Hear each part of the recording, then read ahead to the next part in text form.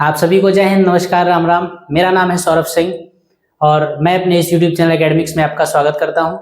जैसा कि आप जानते हैं कि हम पढ़ते हैं यहाँ पर क्लास 10th की मैथमेटिक्स और उसमें हम हाइट एंड डिस्टेंस नाम का चैप्टर कर रहे हैं, जिसमें एक क्लास हो चुकी है और उसकी अगली क्लास आपके सामने आज लेकर मैं प्रस्तुत हूँ। देखिए, आज की क्लास का जो पहला सवाल है वो आपकी स्क्रीन पर है। आइए देखते हैं, सीधे सवाल शुरू करते हैं सॉल्यूशंस और समय बिना खराब किए हम अपनी क्लास को कंटिन्यू करते हैं। देखिए, पहला क्वेश्चन जो आपकी स्क्रीन पर है उसमें ये कहा गया है कि 50 मीटर ऊंचे एक स्तंभ से एक खंभे के शीर्ष व पाद पर अवनमन कोण क्रमशः 45 डिग्री व 60 डिग्री है। क्रमशः 45 डिग्री व 60 डिग्री है। यदि खंभा एवं स्तंभ एक ही तल पर स्थित हैं तो खंभे की ऊंचाई ज्ञात कीजिए। ठीक, तो आइए देखते हैं किस तरीके से करेंगे सवाल को। नीचे इंग्लिश में भी क्वेश्चन लिखा हुआ है, the angles of depression at the top and foot of a 50 metre high pillar are 45 degree and 60 degree respectively if the खंभा और स्तंभ। अच्छा, इसमें खंभे और स्तंभ दोनों को एक ही पिलर और पिलर कर दिया गया है, तो मतलब आप समझ लीजिएगा एक अलग है एक अलग। Are situated on the same plane, then find the height of the pole. ठीक, find the height of the pole, यानी कि खंभे के लिए पोल यूज किया गया है, तो ये आपका पोल का मतलब खंभा, यानी खंभे की लंबाई आपको निकालनी है। तो देखिए किस तरीके से सवाल को लगाएंगे। फिगर बना लिया जाए। सबसे पहले कहा गया 50 मीटर ऊंचे एक स्तंभ से एक खंभे के शीर्ष व पाद पर, एक स्तंभ है और एक खंभा है, और स्तंभ और खंभे में दोनों में आपको पहले ये समझना पड़ेगा कि खंभा लंबा है या स्तंभ लंबा है, तो वो डिपेंड करेगा एंगल्स किस तरीके से दे रखे हैं। आपसे कहा गया है स्तंभ से खंभे के शीर्ष और पाद पर अवनमन कोण। जो अवनमन, पहली बात तो अवनमन कोण बन रहा है, अवनमन एंगल ऑफ डिप्रेशन। अवनमन कोण यानी एंगल ऑफ डिप्रेशन जो होता है वो ऊपर से नीचे की तरफ बनता है, यानी ऊपर से अगर नीचे स्थित किसी वस्तु को देखा जाए, ऊपर से नीचे की किसी चीज को, किसी भी ऑब्जेक्ट को, ऊपर से नीचे की किसी भी ऑब्जेक्ट को अगर देखा जाए, तब जो एंगल बनता है वो एंगल ऑफ डिप्रेशन यानी कि अवनमन कोण होता है। क्योंकि यहाँ पर एंगल ऑफ डिप्रेशन यानी अवनमन कोण ही बन रहा है, तो हम ये पता लगाएंगे कि ऊपर से कौन सी ऐसी वस्तु है जो ऊपर है और कौन सी ऐसी वस्तु है जो नीचे है, क्योंकि ऊपर वाली वस्तु से ही नीचे वाली वस्तु को देखा जा रहा होगा। यहाँ पर कहा गया स्तंभ से खंभे के शीर्ष व पाद पर अवनमन कोण।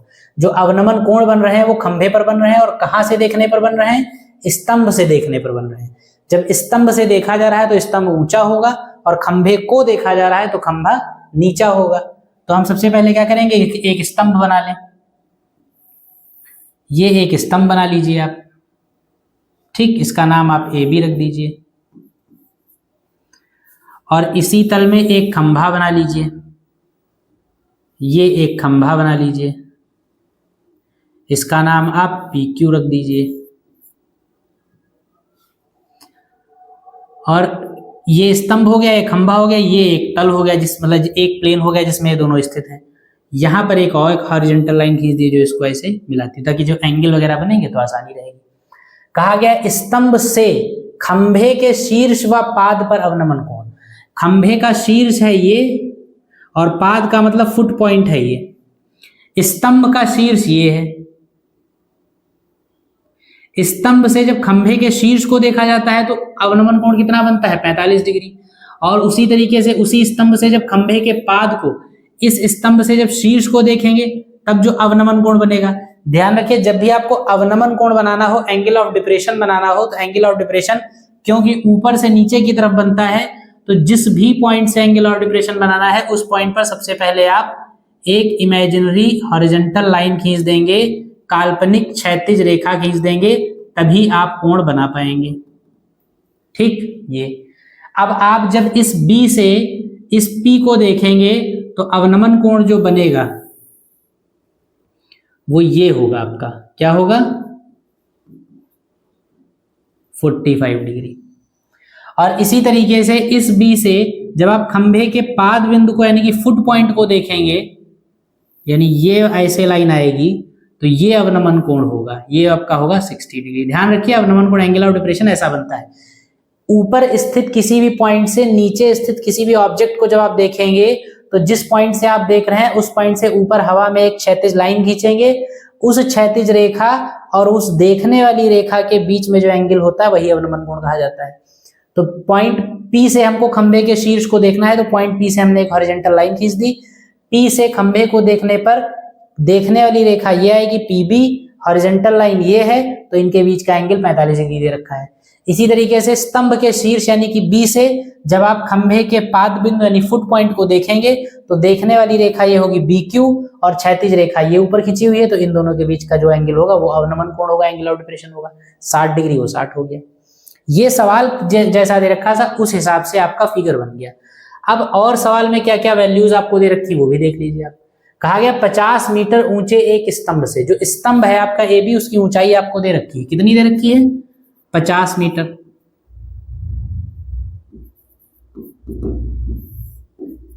ये डिस्टेंस आपको दे रखी है कितनी? 50 मीटर दे रखी है। ठीक, अब आप देखिए इसमें क्या होगा। देखिए PQ इसको आप M मान लीजिए इस पॉइंट को। अगर आप देखें PM जो है, क्योंकि PM भी एक क्षैतिज रेखा है और ये जो BT है इसको T मान लीजिए, BT भी एक क्षैतिज रेखा है। तो जब BT और PM दोनों ही क्षैतिज रेखाएं हैं, दोनों ही हॉरिजॉन्टल लाइंस हैं, तो इसका मतलब ये दोनों आपस में समांतर होंगी, पैरेलल होंगी। और BT और PM पैरेलल हैं और PB जो है ये तिर्यक रेखा इनको एक काट रही है, तिरछी रेखा एक काट रही है। तो इसका मतलब ये वाला एंगल जो 45 होगा यही सेम ये भी इतना ही होगा 45। एक सवाल में समझ लिए, बाकी हर सवाल में कॉन्सेप्ट यही चलेगी। जब भी अवनमन कोण आपके ऊपर बनेंगे तो वही अवनमन कोण नीचे आपके उन्नयन कोण बन के आ जाएंगे। ये आपका ये 45 है तो ये भी 45 होगा क्योंकि BT और PM समांतर रेखाएं होंगी और ये तिर्यक रेखा काट रही है। इसी तरीके से BT और QA ये भी समांतर रेखाएं होंगी और ये QB तिर्यक रेखा काट रही है, तो ये 60 डिग्री है तो ये भी 60 डिग्री हो जाएगा। इस तरीके से अवनमन कोण जो आपको ऊपर दे रखे थे वो अवनमन कोण नीचे आ गए, आपके यूज करने लायक हो गए। अब स्तंभ की ऊंचाई आपको 50 मीटर दे रखी है, निकालनी है आपको खंभे की ऊंचाई। खंभा आपने माना है PQ, तो खंभे की ऊंचाई आप मान लीजिए कुछ। खंभे की ऊंचाई क्या मान लें? खंभे की ऊंचाई हम मान लें H, ये हमने H मान ली। अगर खंभा PQ H ऊंचाई का है तो PQ और AM ये दोनों तो बराबर ही होंगे, तो ये H होगा तो ये भी H हो जाएगा, ये H होगा तो ये भी H हो जाएगा। पूरी लेंथ आपको 50 दे रखी है, उसमें से नीचे वाली अगर H निकाल दीजिए तो ये जो ऊपर बची है ये आपको मिल जाएगी 50 माइनस H।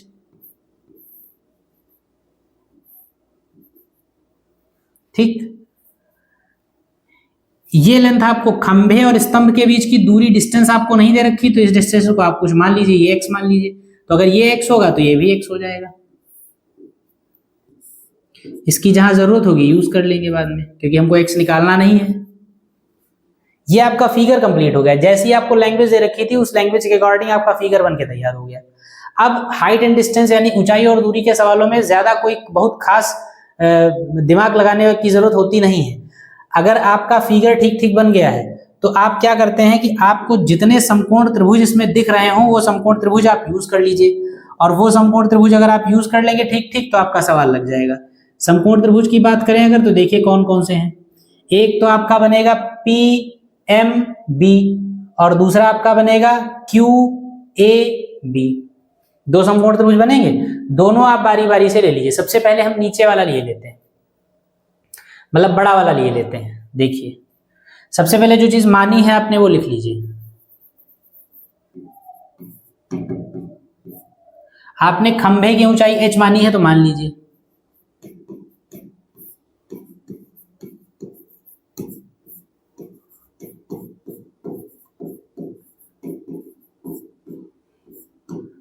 माना खंभे की ऊंचाई H मीटर है, इसलिए खंभा क्या है PQ, PQH हो गया। PQ अगर H हुआ तो इंप्लाइज दैट क्या होगा AM बराबर PQ के है वो भी H हो जाएगा। ये बात क्या इंप्लाई करती है कि BM कितना हो जाएगा, BM जो ऊपर वाला डिस्टेंस है वो पूरा माइनस AM, यानी AB माइनस AM।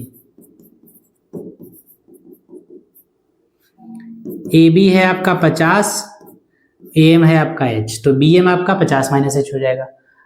और क्या मान लीजिए, माना AQ बराबर PM बराबर X, AQ और PM को हमने X के बराबर मान लिया। अब समकोण त्रिभुज ले लीजिए।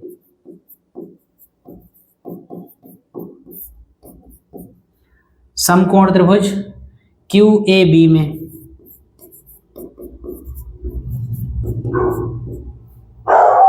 tan 60 ले लीजिए। tan 60 कितना हो जाएगा, AB अपॉन AQ। tan 60 की वैल्यू होती √3, AB है आपका 50 और AQ है आपका H, नहीं AQ है आपका X।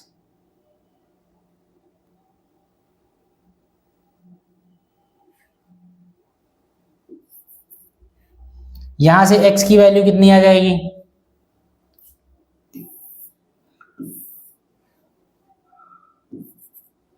X बराबर आ जाएगा 50/√3। समीकरण नंबर 1 बना के छोड़ दीजिए इसको।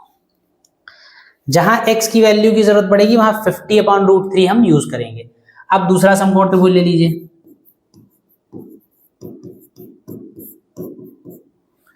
समकोण त्रिभुज PMB में, PMB में tan 45 ले लीजिए। tan 45 इक्वल टू हो जाएगा लंब बटे आधार, यानी BM अपॉन PM। tan 45 हो जाएगा 1, BM जो होगा ये 50 माइनस H हो जाएगा और PM जो है वो X हो जाएगा। ठीक है, X इधर आ जाएगा 50 माइनस H, X की जगह पर हम रखेंगे 50/√3 बराबर 50 माइनस H। √3 का इधर मल्टीप्लाई कर दिए तो हो जाएगा 50, ये हो जाएगा 50 is equal to 50√3 minus √3H। √3H इधर ले आइए, प्लस का हो जाएगा, 50 उधर ले जाइए माइनस में चला जाएगा, 50√3 माइनस 50। तो ये क्या हो जाएगा, H इज इक्वल टू, यहां पर 50 कॉमन मिलेगा तो √3 माइनस 1 अपॉन √3। √3 से मल्टीप्लाई डिवाइड हो जाएगा क्योंकि नीचे रूट रखा नहीं जाता है, तो क्या हो जाएगा 50 √3 से मल्टीप्लाई करेंगे तो 3 हो जाएगा और √3 बन जा √3 हो जाएगा और डिवाइड करेंगे जब तो ये 3 ही रह जाएगा ऐसे ही। H बराबर 50 इंटू 3 माइनस √3 की वैल्यू रख दीजिए 1.732 अपॉन 3, यानी ये H बराबर हो जाएगा 50 गुणे 3 में से इतना जाएगा तो कितना हो जाएगा, देखिए 10 में से 2 जाएगा 8 बचेगा, 9 में से 3 जाएगा 6 बचेगा, 9 में से 7 जाएगा 2 बचेगा और फिर यहां पर बचेगा 2 में से 1 जाएगा 1 बचेगा। ठीक, और अपान में हो जाएगा 3, मल्टीप्लाई कर लीजिए 0, 5 अट्ठे 40, 5 छक्का 30, 30 और 4 34, 5 दूनी 10 और 3 13, 5 एकम 5 और 1 6/3, यानी ये H की वैल्यू कितनी आ जाएगी, 3 दूनी 6, 3 एकम 3, फिर 3 एकम 3, बचा 1, 3 तिहाई 9, फिर बचा 1, 3 तिहाई 9, ये हो गया मीटर। ये आपका खंभे की ऊंचाई जो कि निकालनी थी H जिसको आपने माना था वो आ गया 21.13 मीटर। ठीक, इस तरीके से सवाल होगा, इसको लगाइए आप। और कोई बहुत मुश्किल सवाल नहीं है, आसान सवाल है, ऐसे सवाल इंपॉर्टेंट भी हैं, तो इसको लगाइए और हम चलते हैं अगले क्वेश्चन पे अपने। आइए देखते हैं अगला सवाल क्या है।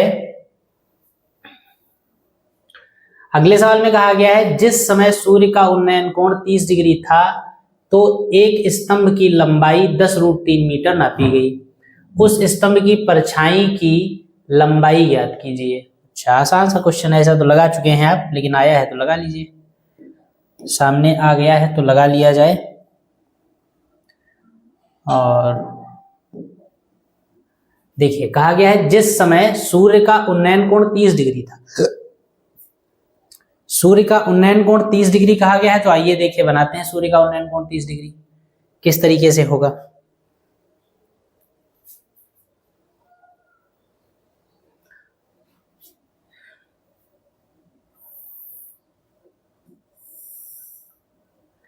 ये सूर्य है, यहां से सूर्य को देखा जा रहा है, तो एंगल जो दे रखा है वो 30 डिग्री दिया गया है। और जिस समय सूर्य का उन्नयन कोण 30 डिग्री, उस समय एक स्तंभ की लंबाई 10 मीटर 10√3 मीटर। तो ये जो स्तंभ है आपका ए बी बना हुआ, ए बी, इसको सी से देखा जा रहा है, इसकी लंबाई जो है वो 10√3 मीटर दे रखी, और इसकी परछाई की लंबाई बतानी है, यानी कि ये आपको बतानी है एक्स, जिसको आपने मान लिया। कुछ है ही नहीं, बिल्कुल चुटकुला सा सवाल है। आइए देखते हैं। समकोण तो मान लीजिए, माना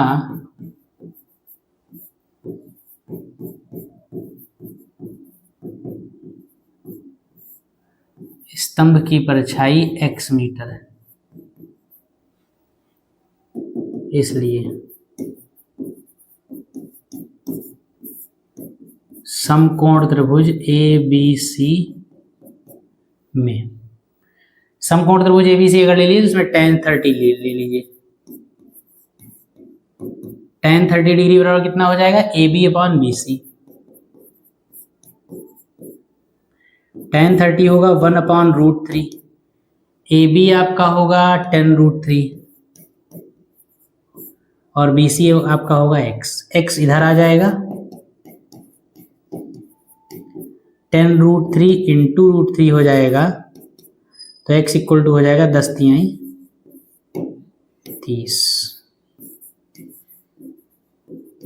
30 मीटर जो होगी वो सूर्य की इसकी स्तंभ की परछाई होगी। तो आसान सा सवाल था। अगले सवाल पे चलते हैं। अगले सवाल में कहा गया दो पेड़ों के बीच की क्षैतिज दूरी 60 मीटर है, एक पेड़ से दूसरे पेड़ की चोटी की ओर देखने पर अवनमन कोण 45 डिग्री है, यदि दूसरे पेड़ की ऊंचाई 80 मीटर हो तो पहले पेड़ की ऊंचाई ज्ञात कीजिए। दो पेड़ों के बीच की क्षैतिज दूरी 60 मीटर है। चलिए बनाइए, दो पेड़ सबसे पहले बनाते हैं।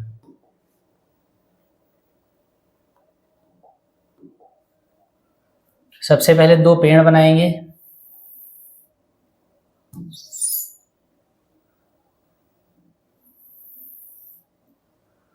दो पेड़ बना लिए गए।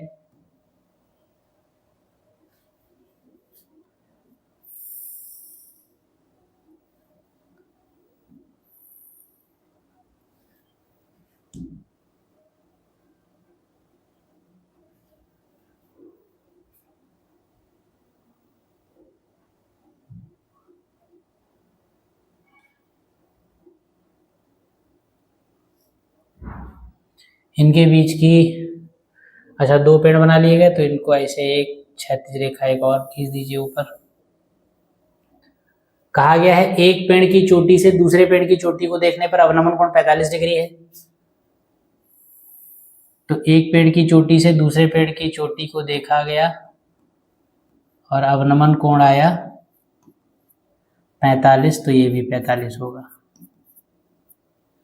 ठीक, यदि दूसरे पेड़ की ऊंचाई 80 मीटर हो, एक पेड़ से दूसरे पेड़ की चोटी की ओर देखा गया, इस पेड़ से इस पेड़ की चोटी को देखा गया है, यानी दूसरा पेड़ ये है, और दूसरे पेड़ की ऊंचाई 80 मीटर है, यानी इस पेड़ की ऊंचाई 80 मीटर है।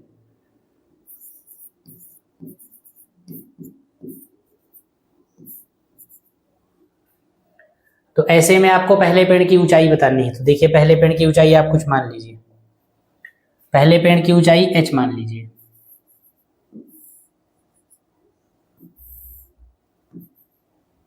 ठीक, ये 80 है तो ये भी 80 हो जाएगा, और ऊपर वाला आपका h माइनस 80 हो जाएगा।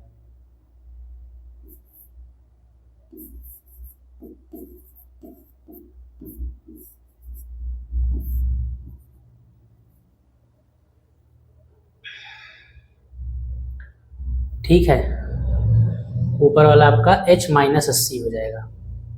ये आपका x, इसको अगर मान लीजिए तो ये भी x हो जाएगा। इसमें लेकिन एक एंगल नहीं दे रखा है। अच्छा, ये 60 दे रखी है दूरी।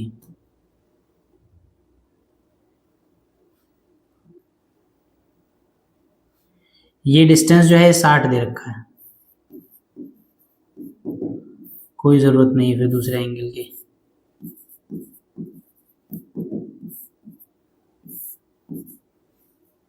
हमको ऊंचाई निकालनी, h हमने मान लिया है, क्योंकि एंगल आपको एक ही दे रखा है तो आप समकोण त्रिभुज एक ही इस्तेमाल कर पाएंगे।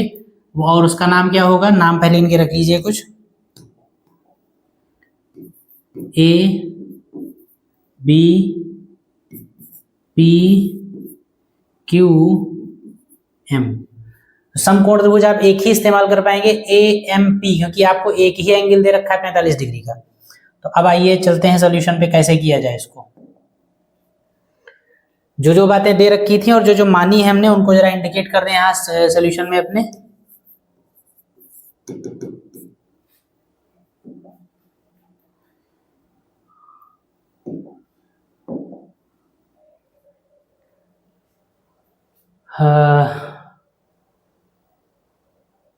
मान लीजिए आप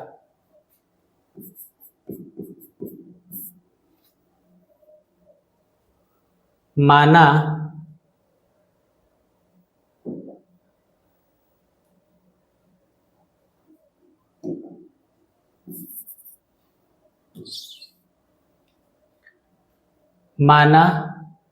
दूसरे पहले पेड़ की ऊंचाई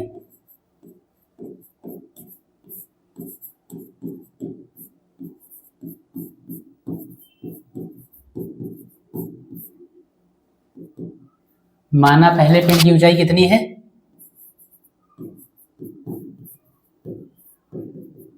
h मीटर है। अगर पहले पेड़ की ऊंचाई h मीटर है, लिखेंगे क्योंकि BQ बराबर 60 मीटर, इसलिए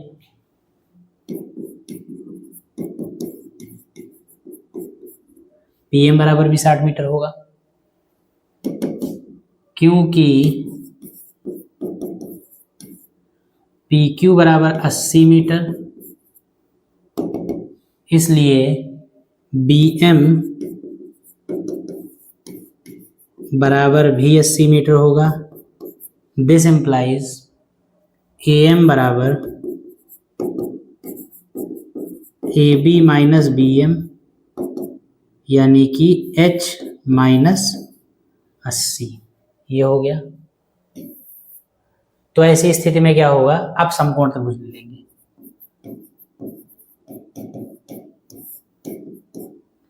समकोण त्रिभुज ए एम पी में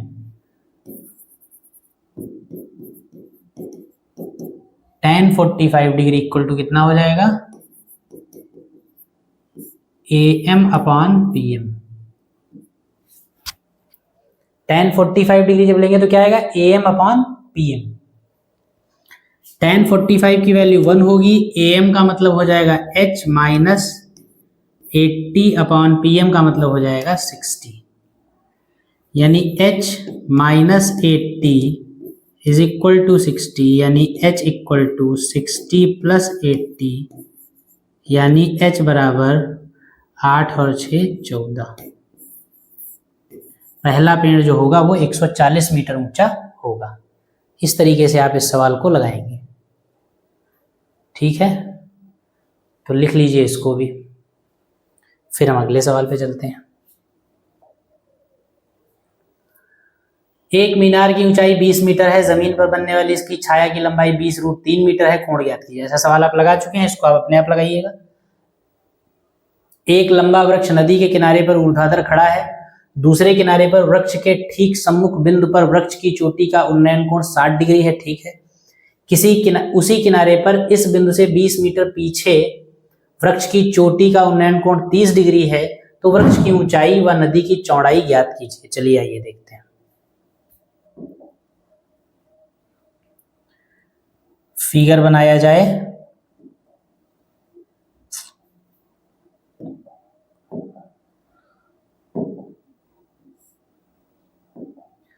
कहा गया एक लंबा वृक्ष नदी के किनारे खड़ा हुआ है। तो एक नदी है, नदी के किनारे एक लंबा वृक्ष खड़ा हुआ है। तो ये रहा एक लंबा वृक्ष और ये रही एक नदी।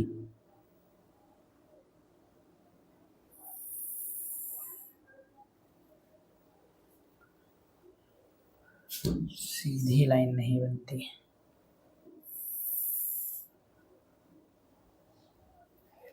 ये लंबा वृक्ष हो गया, ये नदी हो गई। कहा गया है वृक्ष का नाम रख दीजिए ए बी। नदी में जो बिंदु है इसका नाम रख दीजिए सी।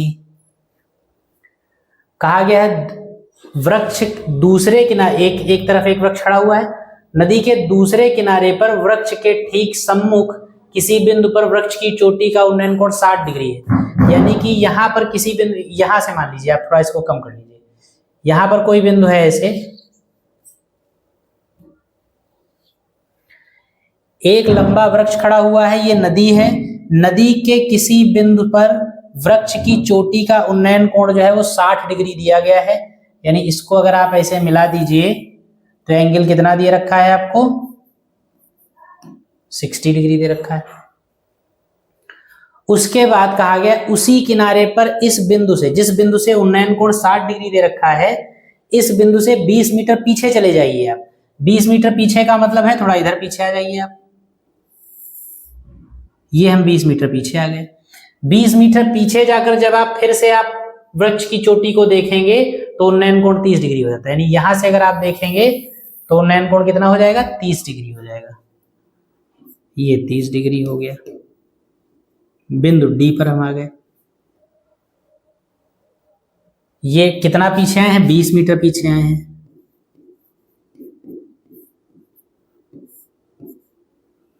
ठीक, तो आपसे कहा गया है कि वृक्ष की ऊंचाई और नदी की चौड़ाई बताइए। नदी है आपकी BC, तो BC की चौड़ाई आपको बतानी है, यानी x बताना है। वृक्ष है आपका AB, AB की ऊंचाई आपको बतानी है, यानी h बताना है आपको। ठीक, सवाल को एक बार मैं फिर से रिपीट किए दे रहा हूं, सवाल की लैंग्वेज के हिसाब से जिस तरीके से फिगर बना उसको देख लीजिए आप।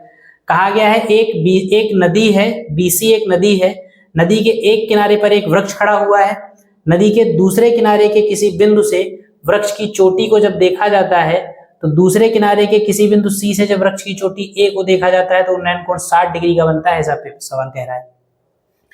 फिर कहा गया उस बिंदु से 20 मीटर अगर और आप पीछे हट जाइए तो पीछे हटने के बाद जिस बिंदु पर पहुंचेंगे उस बिंदु से जब आप वृक्ष की चोटी को देखेंगे तब आपका उन्नयन कोण 30 डिग्री बनता है। तो ऐसी स्थिति में आप नदी की चौड़ाई बताइए और वृक्ष की ऊंचाई बताइए। नदी की चौड़ाई यानी कि BC और वृक्ष की ऊंचाई यानी कि AB आपको निकालना है। तो AB h हमने मान लिया और चौड़ाई नदी की हमने x मान ली। बाकी 20 मीटर ये डिस्टेंस आपको दे रखा था। यहाँ पर दो समकोण त्रिभुज आपको दिख रहे हैं, एक ABC और दूसरा ABD, यानी एक 60 डिग्री एंगल के साथ और एक 30 डिग्री एंगल के साथ। दोनों समकोण त्रिभुज आप बारी बारी से ले लीजिए, आपको जो सोल्यूशन चाहिए वो मिल जाएगा। ठीक है, आइए देखते हैं। सबसे पहले मान लीजिए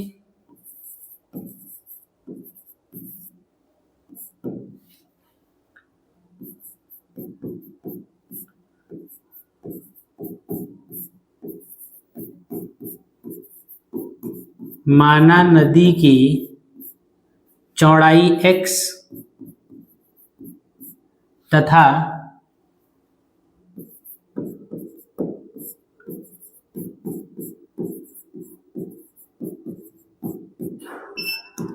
पेड़ की ऊंचाई h मीटर है। ठीक, ये हमने मान लिया। अब कुछ करना नहीं है, सिर्फ बारी बारी से आप जो दो समकोण त्रिभुज आपको दिख रहे हैं वो दोनों आप बारी बारी से ले लीजिए, बस आपका सवाल लग जाएगा। और कुछ करना है, सोचना कुछ नहीं है। एक एक समकोण त्रिभुज ले लीजिए। तो पहले हम पहला 60 डिग्री वाला ले रहे हैं, क्या लिखेंगे? समकोण त्रिभुज ए बी सी में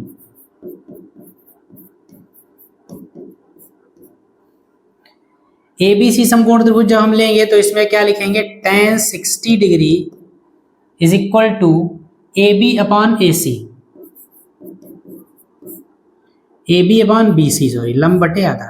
tan 60 की वैल्यू आपकी होगी √3, ए बी आपने h को माना है और बी सी आपने x, बी सी को आपने x माना है। यानी यहां से ए बी h की वैल्यू आ जाएगी √3x, इक्वेशन 1 बना के इसको छोड़ दीजिए। जहां पर h की वैल्यू की जरूरत होगी वहां पर हम √3x यूज करेंगे। अब दूसरा इक्वेशन ले लीजिए आप, दूसरा राइट एंगल ट्रायंगल ले लीजिए। कौन सा? समकोण त्रिभुज ए बी डी में ए बी डी क्या कहता है? tan 30 is equal to A B upon B D हो जाएगी पूरी डिस्टेंस। tan 30 1 अपॉन √3, ए बी का मतलब h और बी डी का मतलब x प्लस 20, यानी √3h उधर ये √3 उधर चला जाएगा तो ये आपका हो जाएगा x plus 20 is equal to √3h। h की वैल्यू रख दीजिए आप √3x, तो ये x आपका बना रहा प्लस 20 आपका बना रहा। √3 इंटू h की जगह पर आप क्या रखेंगे? √3x। ये आपका हो जाएगा √3 और √3 मिलकर 3x हो जाएगा। x उधर चला जाएगा तो 3x पहले से था, x उधर गया माइनस में और बीस इधर रह गया प्लस का। ये आपका 2x इक्वल टू 20, यानी x इक्वल टू कितना आ गया? 10 मीटर। यानी नदी की चौड़ाई जो है आपकी x वो 10 मीटर आ गई। अब इस x की वैल्यू आप इक्वेशन नंबर 1 में रख दीजिए तो आपको h मिल जाएगा समीकरण 1 से। समीकरण 1 क्या कहता है? h इज इक्वल टू होता है √3x, x का मतलब है 10,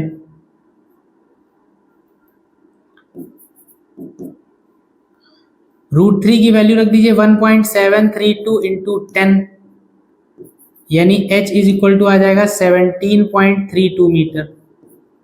तो पेड़ की ऊंचाई कितनी आ जाएगी? 17.32। इसलिए आप ऐसे भी आंसर लिख सकते हैं, अतः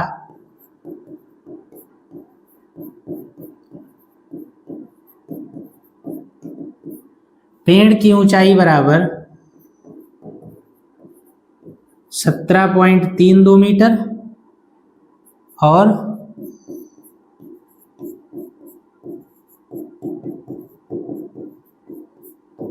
नदी की चौड़ाई बराबर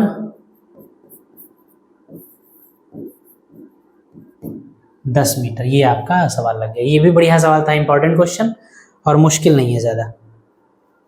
तो इसको लगाइए, फिर अगले सवाल पे चलते हैं। चलिए अगला सवाल देखिए, ठीक सवाल है। अगले क्वेश्चन में कहा गया है एक लंबा स्तंभ नदी के किनारे ऊर्ध्वाधर खड़ा है, इसके ऊपरी सिरे पर एक h ऊंचाई का झंडा लगा है।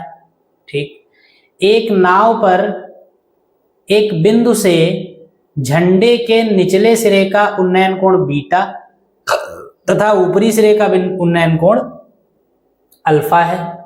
सिद्ध कीजिए कि स्तंभ की ऊंचाई इतनी है।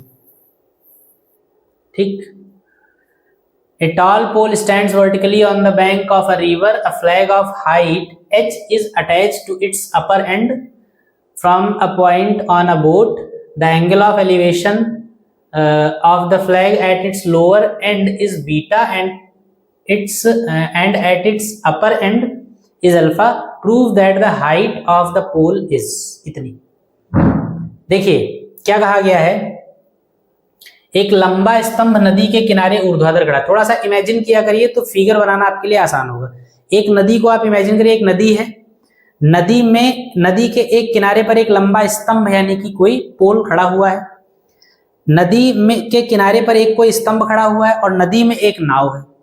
ठीक है, एक ऐसे स्तंभ खड़ा हुआ है और ये ऐसे एक नदी है, इस नदी में कहीं एक नाव है, इस स्तंभ पर ये एक स्तंभ खड़ा हुआ है, इस स्तंभ के ऊपर एक झंडा भी लगा हुआ है, कहा गया है। ठीक, ये नदी है, नदी में एक नाव है, नदी के किनारे पर एक स्तंभ है, स्तंभ के ऊपर एक झंडा लगा हुआ है।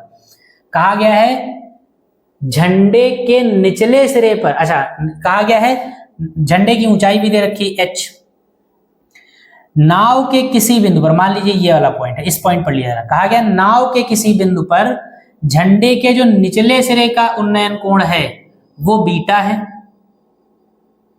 ठीक है, अब नाव है, इसको तो वही लिया जाएगा, मतलब हॉरिजॉन्टल लिया जाएगा इसको, नाव ऐसे ऐसे मानी जाएगी नाव। यहां पर ये एंगल आपका बीटा दे रखा है और उसके बाद कहा गया ऊपरी वाली सिरे का को देखने पर जो उन्नयन कोण है वो अल्फा है। निचले सिरे पर उन्नयन कोण बीटा है और ऊपरी सिरे पर उन्नयन कोण अल्फा है। निचले सिरे को अगर आप देखेंगे तो उन्नयन कोण बीटा है और ऊपरी वाले सिरे को देखेंगे तो उन्नयन कोण पूरा ये अल्फा है। तो आपको कुछ प्रूव करना है कि स्तंभ की ऊंचाई इतनी होगी, स्तंभ की ऊंचाई यानी कि ये ऊंचाई आपको निकालनी, ये आपको दे रखी। तो इस फिगर को जरा सा फेयर बना लेते हैं, आइए चलिए देखते हैं किस तरीके से किया जाए सवाल।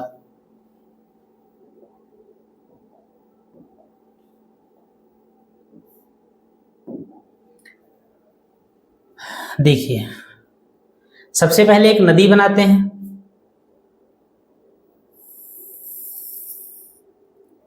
ये हो गई एक नदी।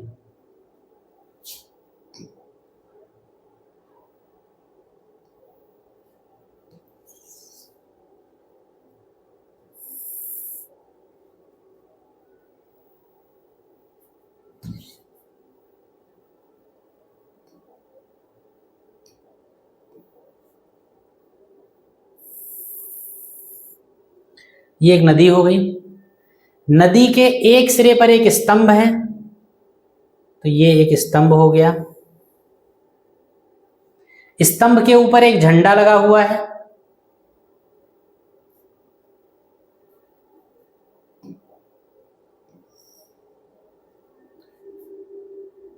स्तंभ के ऊपर एक झंडा लगा दीजिए। ठीक है,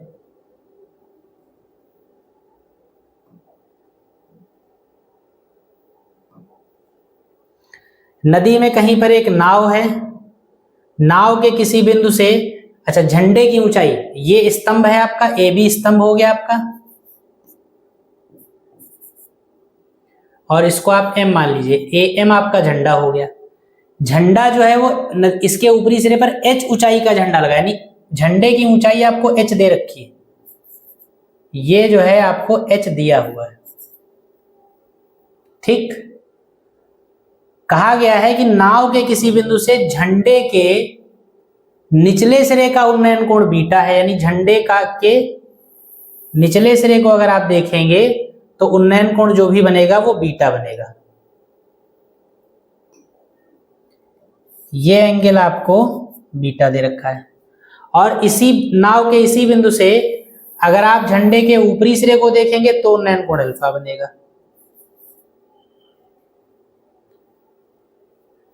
तो सिद्ध कीजिए स्तंभ की ऊंचाई कितनी। स्तंभ की ऊंचाई आपको निकालनी, ये एच दे रखी, स्तंभ की ऊंचाई निकालनी, तो इसको आप कैपिटल एच मान लीजिए। इसको क्योंकि माना है इसलिए आप दूसरे कलर से कर लीजिए। इसको हम कैपिटल एच मान रहे हैं, तो ये हमने एच मान लिया। नाव की ये पॉइंट, ये डिस्टेंस आप एक्स मान लीजिए, जहां भी इस्तेमाल होगा आप इस्तेमाल करेंगे। बाकी ये नाम वापस रख लीजिए, ए बी और ये सी।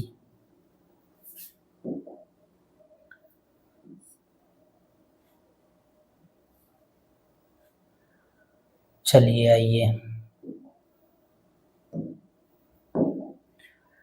फिर से एक बार मैं फिगर आपको समझा दे रहा हूं। कहा गया है एक नदी है, तो बीसी नदी हमने मान ली, बीसी नदी है हमारी। हमसे कहा गया है कि नदी के एक सिरे पर एक खंभा है, तो नदी के एक सिरे पर एक खंभा हमने ए बी मान लिया। फिर कहा गया इस खंभे के ऊपर एक झंडा लगा हुआ जिसकी ऊंचाई h है, तो ए बी खंभा है, ए बी खंभे के ऊपर एक h ऊंचाई का झंडा लगा हुआ है जिसको हमने am मान लिया। उसके बाद कहा गया है कि बीसी नदी में खंभा जिस तरफ है उसकी दूसरी तरफ नदी में किसी मतलब उसी नदी में कहीं पर कोई नाव है, उस नाव के किसी बिंदु से झंडे के निचले सिरे को, झंडा आपका एम है, एम का निचला सिरा ए होगा और ऊपरी सिरा एम होगा, झंडे के निचले सिरे यानी ए को जब हम देखते हैं तो उन्नयन कोण बीटा बनता है और ऊपरी सिरे यानी एम को जब हम देखते हैं तो उन्नयन कोण अल्फा बनता है। तो ये हमने सी से जब ए को मिलाया, नीचे वाले सिरे को मिलाया तो उन्नयन कोण बीटा बना, और जब सी से हमने एम को मिलाया यानी ऊपरी सिरे को मिलाया तो उन्नयन कोण पूरा अल्फा बना। तो ऐसी स्थिति में हमको स्तंभ की ऊंचाई यानी कैपिटल एच निकालनी है। तो इसमें एक चीज आप समझ लीजिए कि क्योंकि ये नीचे वाला कोण अल्फा है, चलिए ठीक, एक दो समकोण त्रिभुज आपको मिलेंगे इसमें, कौन कौन से, एक आपको मिलेगा ए बी सी जिसका एंगल बीटा होगा, और दूसरा आपको मिलेगा एम बी सी जिसका एंगल कितना होगा, अल्फा होगा। तो आइए देखते हैं।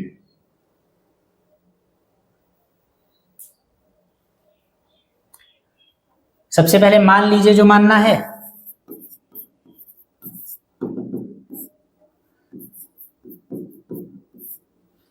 माना स्तंभ की ऊंचाई,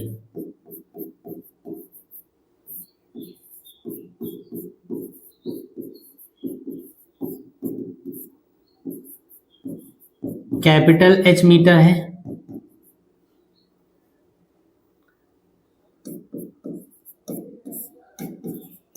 तथा बी सी बराबर एक्स।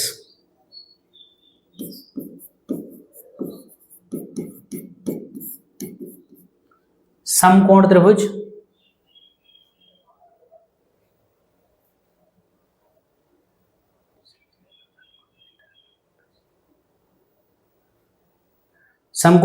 ए बी सी ले लीजिए।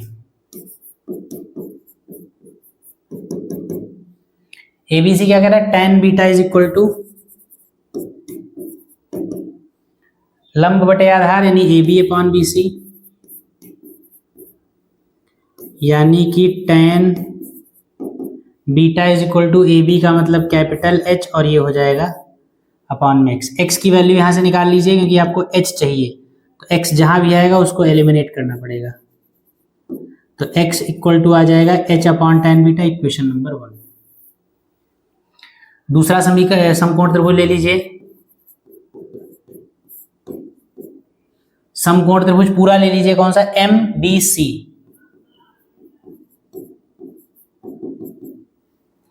एम बी सी क्या कहता है, tan अल्फा ले लीजिए, एंगल इसमें आएगा आपको, और एम बी सी में एम बी आपका लंब हो जाएगा और बी सी आपका आधार हो जाएगा, B M upon B C. B M आपका होगा capital H plus small H, capital H हमने माना है, स्मॉल एच दिया है, और ये हो जाएगा आपका एक्स, यानी यहां से आ जाएगा आपका X tan alpha is equal to H plus small H. X की जगह पर वैल्यू रख देंगे तो एक्स की जगह पर आएगा H upon tan beta into tan alpha is equal to H plus small H. ये tan बीटा उधर क्रॉस मल्टीप्लाई कर दिए तो इधर हो जाएगा H tan alpha is equal to H tan beta और plus H tan beta. Capital H हमको निकालना है तो कैपिटल एच को इधर भेज दीजिए, तो कैपिटल एच tan बीटा इधर आएगा तो एच कॉमन मिल जाएगा, एच कॉमन मिलेगा तो क्या होगा, tan alpha minus tan beta is equal to H tan beta.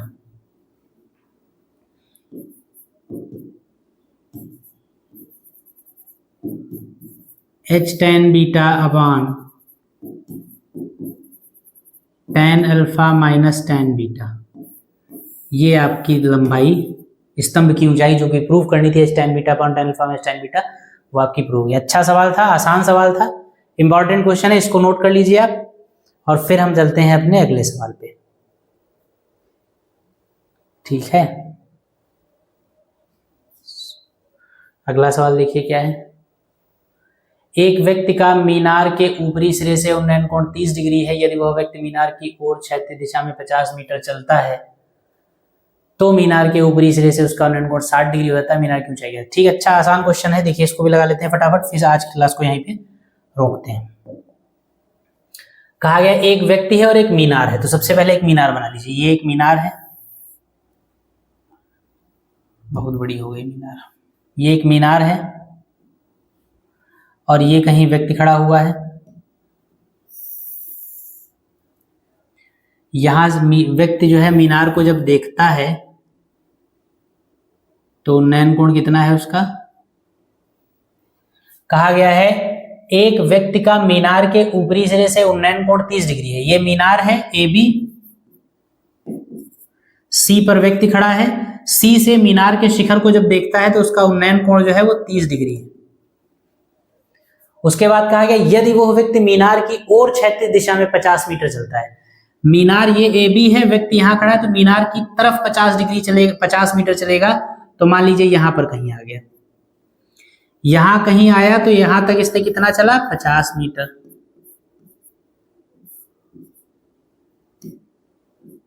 M point मान लीजिए।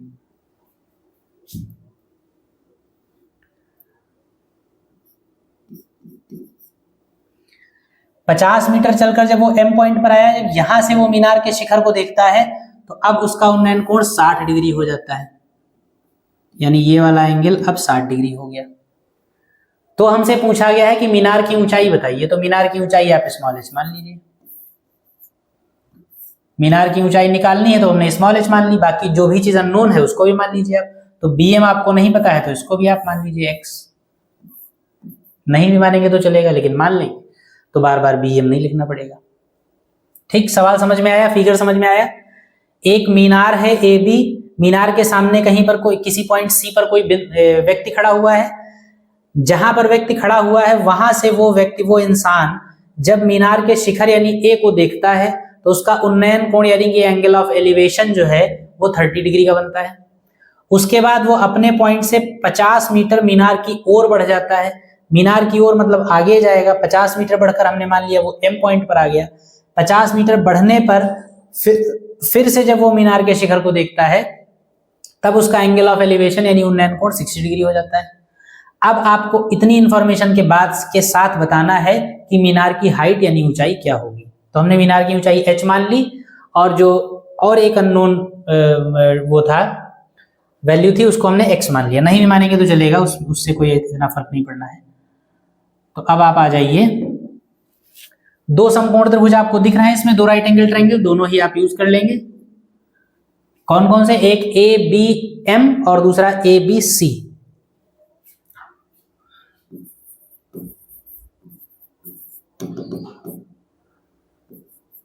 माना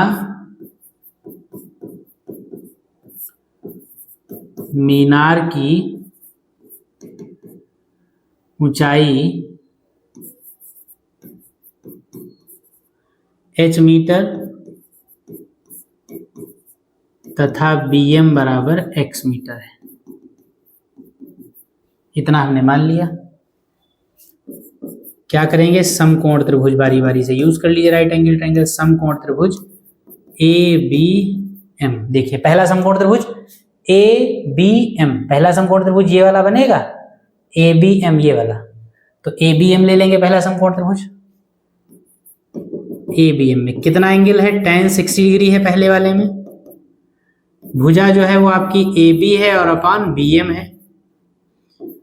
tan 60 का मतलब √3, ए बी का मतलब h और बी एम का मतलब x। क्योंकि हमको x नहीं चाहिए इसलिए हम यहां से x की वैल्यू निकालेंगे। x की वैल्यू आपकी आ जाएगी h अपॉन √3। जहां भी x दिखेगा वहां x को हम एलिमिनेट कर देंगे। फिर दूसरा समकोण त्रिभुज, समकोण त्रिभुज ए बी सी में tan 30 बराबर ABC यानी ABC पूरा त्रिभुज लेंगे तो tan 30 लेंगे, भुजा AB होगी लंब और BC पूरा आधार होगा, AB अपॉन BC। tan 30 की वैल्यू 1 अपॉन √3, AB का मतलब h और BC का मतलब x प्लस 50। क्रॉस मल्टीप्लाई कर दीजिए, ये x plus 50 is equal to √3h हो जाएगा। x की वैल्यू रख दीजिए तो क्या हो जाएगा, h upon √3 plus 50 is equal to √3h। √3 LCM लेंगे और एलसीएम वाला √3 उधर जाके मल्टीप्लाई हो जाएगा, तो क्या हो जाएगा h प्लस 50 √3 एलसीएम, और एलसीएम वाला √3h इधर जाएगा तो 3h हो जाएगा। 3 ये h को उस तरफ ले जाइए तो 3h माइनस h यानी 2h हो जाएगा, बराबर में बचेगा 50 √3 यानी h बराबर आ जाएगा 25 √3। यहां पर भी आप आंसर छोड़ सकते हैं, या आप चाहें तो √3 की वैल्यू रख दीजिए 1.732 और मल्टीप्लाई कर दीजिए तो आपका जो भी आएगा वो आ जाएगा, ऐसे भी कर सकते हैं। तो कुल मिला के h की दूरी, h की जो स्तंभ की ऊंचाई है h वो 25 √3 मीटर आ गई। इस तरीके से ये वाला सवाल भी ठीक सवाल था, तो इसको भी नोट कर लीजिए। और इस सवाल के साथ अब आज की क्लास को यहीं पर रोका जाता है। बाकी के सवाल आपको अगली क्लास में बताए जाएंगे। तब तक आप पढ़ते रहिए, देखते रहिए, और अगर आपको क्लासेस बेनिफिशियल लगती हैं तो चैनल को सब्सक्राइब करिए, शेयर करिए, खुद पढ़िए और अपने दोस्तों और लोगों तक भी चैनल को बढ़ाइए। चलिए ठीक है, फिर आज की क्लास को यहीं पर रोकते हैं और मिलते हैं हम सभी लोग अगली क्लास में। तब तक के लिए जय हिंद।